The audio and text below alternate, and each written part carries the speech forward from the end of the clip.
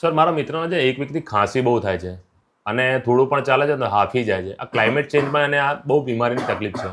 Okay, હું check કરેલો છે. Okay sir. આપણે એક રિપોર્ટ કરેલી એમનો. પણ એક મિનિટ સર, આના રિપોર્ટના ચાર્જીસ શું થશે? ફક્ત 150 રૂપિયા. ફક્ત 150?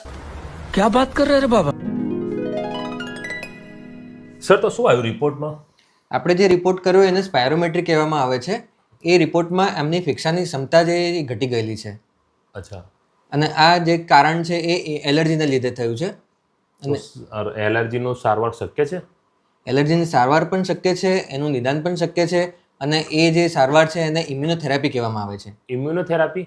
હા, ઇમ્યુનોથેરાપી. ઇમ્યુનોથેરાપી એટલે કે વગર કોઈ સ્ટીરોઇડ કે વગર કોઈ ભારે દવાથી અપાતી એકદમ આધુનિક ટ્રીટમેન્ટ. પણ સર આની કોઈ આડઅસર ખરી?